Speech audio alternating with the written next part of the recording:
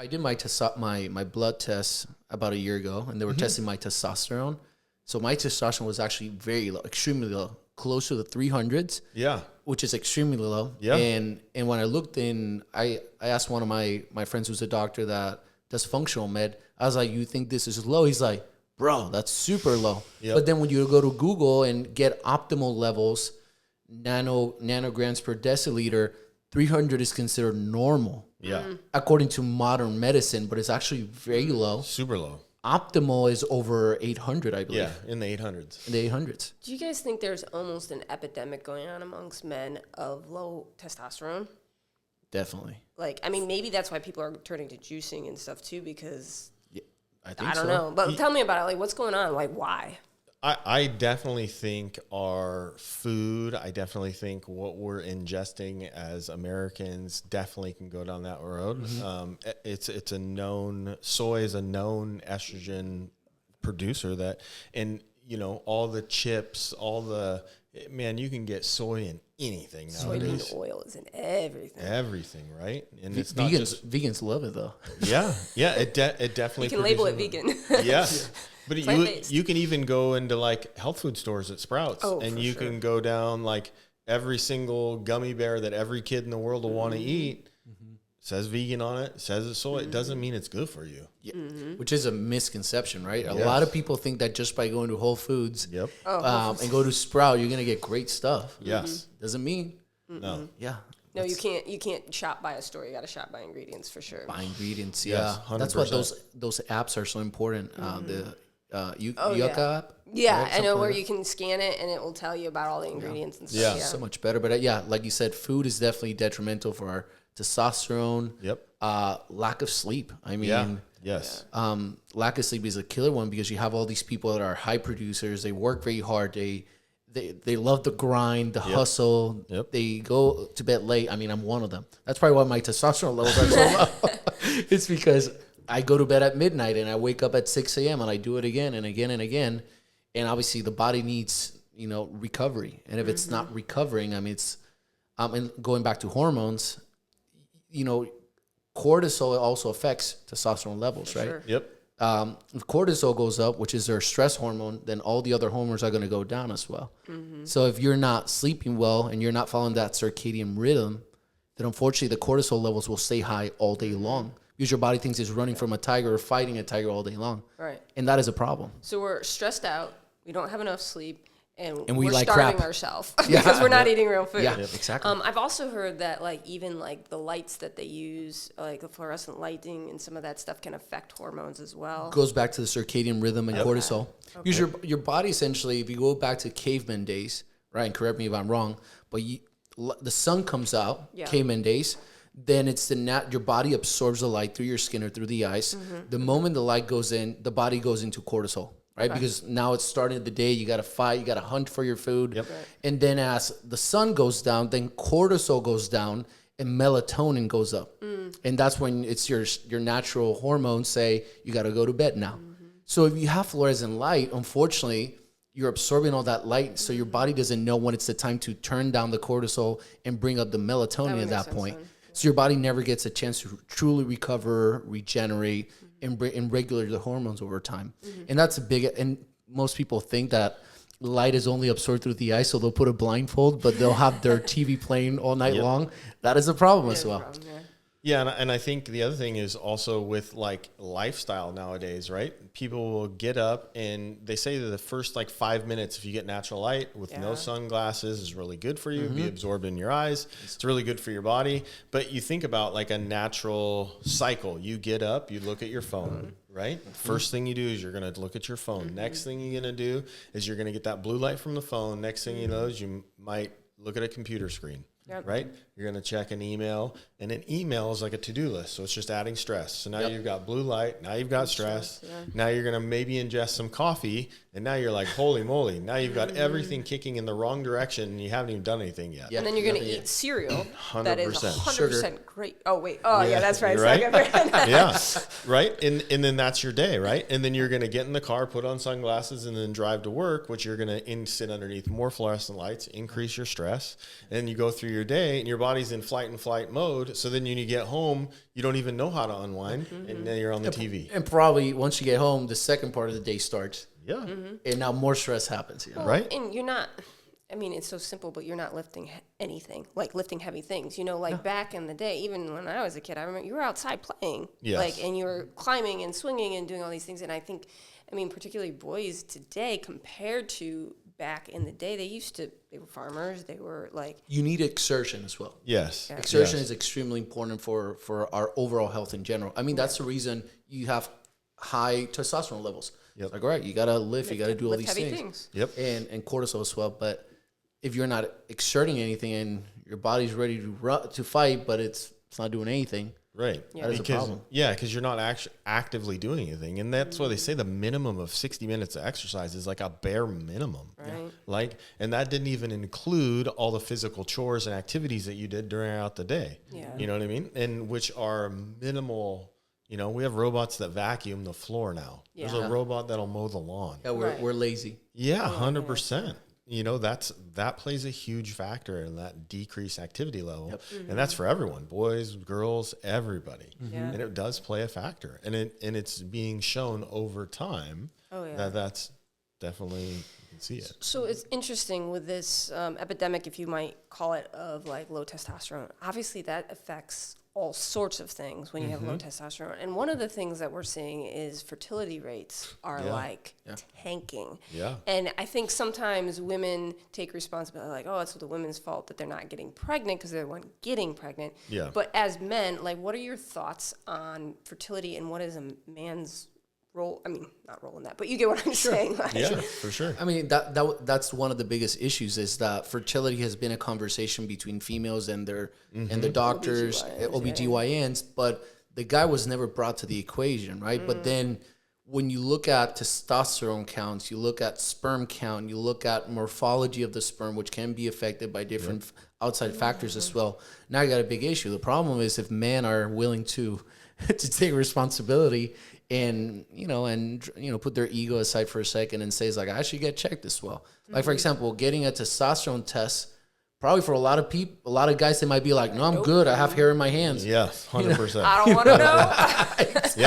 Yeah. I think that's a big factor. If people are like, oh, I don't know, because you don't know what's going to come out. It will affect know? my manlyhood. You know? Yeah. I mean, this is going to affect me. It isn't me. You know, I would say for most men, it's not the unwillingness to even want to know. Right? They don't even want to know because they are stressed. Yeah, they're going to work. Yeah, they sit behind a desk. Yeah, they do all the things, right?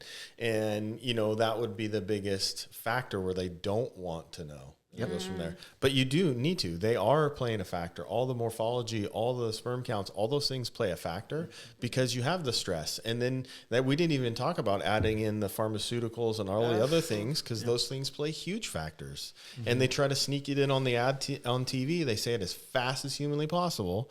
And they do that for a reason, right? So you don't think about it, right? This is going to help me with my stress, and it has 1, 2, 3, 4, 5, 6, 7... 15 things that are said as fast as humanly possible. Absolutely. I think I've heard that, and I'm a girl obviously, but I've heard like men at a younger and younger age are having trouble with their libido and having, dysfunction that shouldn't be happening at 18, 20, 22. Totally agree. Everything's so natural. For example, I heard Dr. Casey Meets. Is it Meets? The one that works with RFK. Oh, yeah. Yeah. The second, she was talking. It's crazy that females right now are reaching puberty way faster. Yes. Right. Yes. Like way the faster, fastest like in ages, right? And then on the other hand, you have boys, right, that are barely reaching puberty at this point, low testosterone. There's an article that's showing that within 11 million years, I believe, the Y chromosome or the boy chromosome is going to be gone at that point. Yeah. Whether it's by design or, from government or environment. You got to ask that question. Yeah, right. It's just not good. I mean, it would make sense if they're increasing estrogen with soy and estrogen modifiers basically across the board. It's going to make men more like women, and women, to your point, they mature way faster. Way faster, yeah. It's a perfect storm, unfortunately. go ahead. Yeah, and the FDA is, the food and drug, right? So I feel like it's a generalization. Most people know GMO foods are bad now. Most people are like, that's probably not the best idea. But how long did that go on for? For a long time, yeah. Long time, right? And it's still out there, right? And people kind of know those, what do they have, the 7 foods that you avoid and stuff like that. All those things are out there. But still, when you go to the restaurant, there's no guarantee that every You don't know. avocado, apple, or carrot that they're using is organic. You know, all those things play a factor. Absolutely. And you still want to have a good time with your family, but that still plays a factor over time. And so not just the food, the drugs, like we just said, all those things play a factor. Absolutely. They've seen the side effects increase and those things, and it definitely is increasing the amount of estrogen that probably more people are getting than they've ever known. When they don't even aware what they're getting. They have no idea. Exactly. Yeah, you're not like, oh, I'm doing this on purpose. And a lot of people, to your point, I don't think they're doing, like, they might know, but it's when you're stressed and you're tired, Yeah. you're driving back home from work, you're like, I don't have time to cook, I don't Yeah. have time to do this, I don't want to go for a walk, I want to sit on my couch, and I want to 100%. get the pizza takeout or whatever. Actually, those are signs of low T. Exactly. Yeah. So it's like a cycle, right? You get Yes. stuck in it. So then the question becomes, if a guy's listening to this and they're like, okay, that's me, you're describing me. Yep. What do I do? How do I get out? What are the steps? So First of all, they got to recognize it. I mean, that's you the got to first own it. It's like you can't, because I think society, we've normalized certain things. A dad bod. Yes. Oh, that's normal, right? Yes. Or it's normal to work a lot and then go to, you get to your house, and because you've been working all day long, now you just lay on the couch and watch TV and drink a beer or smoke a cigarette, whatever it is. Yeah. That's common and normal in society. Yes, totally agree. So we got to understand that is not normal, right? That a guy should have enough energy, should have enough vitality, should be, there should be some energy throughout as the day goes by. The libido has to be high as well. Like, that is a normal guy, right? So that's the first one, is recognizing those signs. And once you recognize those signs and you know that it's not normal, right? And common and normal are 2 different things, right? Yes. you know that. It We might- talk about that a lot. It might be common with your friends that all you guys are tired and fat and, but once you recognize and know that it's not normal, that's what the point where you're like, I should get checked. I should get a blood panel, and probably your medical doctor might not recommend it, because unfortunately, Probably not. medical doctors are just going to look for high cholesterol, Yeah, the things that I think people are trained to get looked at, there's like age groups, right? It's your high cholesterol, it's going to be your blood pressure. You're over a certain age, we're going to check you for diabetes, we're going to check your prostate. Those are kind of the things, colon cancer, right? Which are important, and you should do those to get checked. But they're not going to look at your BMI. They're not going to ask you about your activity levels. They're not going to ask you about your exertion levels. They're not going to ask you when's the last time you walked up a flight of stairs and weren't completely winded, right? I mean, those things are honest questions that you can have with your spouse, with your whoever, and because bringing those up to your healthcare provider is important, because then you can see if you do need to run those tests. And honestly, another one is accountability and looking in the mirror. I need to make some changes, right? No matter with you go see a healthcare provider and you do get your blood panel run, you're going to have to be the one that puts in the work. Absolutely. There's going to be no quick fix. Absolutely. And we do not live in a society who doesn't, like, our society loves quick fixes. 100%. You're 100% right. And so that's probably step one. You have to decide you're going to do something, It's right? a paradigm shift, yeah. Yeah, it really is. You've got to step and take the step forward and own it and be like, okay, here's what we're going to do. So how would you encourage men watching this to man up, basically? And Question. So in your practices, if you believe somebody's having signs of low T, or they say, like, hey, I'm super tired, I feel like I'm depressed, I don't want to work out, I don't want to have sex with my wife, at that point, do you say, all right, I think you're messed up, I think you should talk to these guys, a clinic that specializes in low T, and get your blood tests, or would you recommend it yourself, or would you refer out to somebody? So the first thing I would do is honestly have an honest conversation to be like, hey, are you willing and ready to make a change? This is probably where I'd start, and to see if they're really, well, I was just bringing it up because I'm going through it. I don't know if I'm ready to do all that. I got a lot going on. You know what I mean? Because they have to be willing to, what is it? Feed a man a fish or teach him to fish? Yep, Right? absolutely. So they got to be ready to make the change. And if they are, then I'm like, okay, so here's a couple simple steps. And the first one go for a walk a day. The Heart Association says the easiest thing you can do is go for a walk every day to increase your cardiovascular activity and decrease your risk of having a heart attack. Because usually nobody gets super stressed out and freaks out when they're just going for a walk. True. Right? And you're getting some physical exercise. And it is good. And the second thing I would do is have them see whether it's their naturopath, their chiropractor, whatever there's their healthcare provider. And it probably isn't going to be their medical doctor. I mean, maybe it could be, but it probably isn't. Probably it's not. Yeah. It's probably not. And that's going to be the person that can do the run the blood panel and look and then they're going to see, okay, this is where I'm at. This is where I need to make changes. Easy things that I'll tell people every day. The easiest thing you can do. Most people, everybody knows they need to drink water, right? Easy, yeah. Easiest thing you can do is try to drink half your body weight in water. Just start there, right? Take it. You weigh 200 pounds, half your body weight in ounces a day.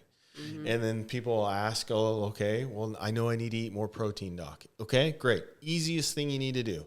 What's your goal weight? What do you want to shoot for? Okay, I want to weigh 180. Don't want to lose 20 pounds. Great. So shoot to eat your body weight in protein every day. We don't eat. I don't think most people don't eat a lot of protein, right? Not even close. If anything, it's mostly refined carbs. It's 100%. amazing when you actually start calculating that. Yeah. How many meals do kids go without eating protein at all? All the time. All the time. Yeah, you think their breakfast is mostly a carbohydrate. Yep. Most of the time. Yeah. Almost all the time. And then lunch, I mean, okay, so even if they have a peanut butter and jelly, peanuts have some, but it's not meat.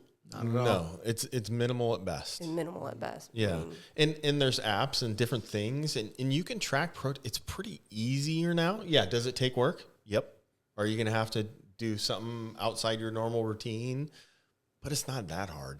Yeah. You know what I mean? No, nobody's asking you to weigh all your food at the lunch table at work. Well, you know what I mean? And honestly, have you guys heard of the easy hard principle? Yeah. Yep. That's what it is. Yep. Right? I mean, you can share what that means. Hard but easy or the easy hard. yeah, you can pick easy on the front end or easy on the back end. It's your choice. Right. You know? I like the one you either pay the farmer or you pay the pharmacist. You choose which one you want to pay. You choose. Gotta do a shirt. Yeah. Gotta get a shirt. You just choose which way you want to go on that. And that, Oh, that's you know, good. it's however you want it to go and how you want to put in the work.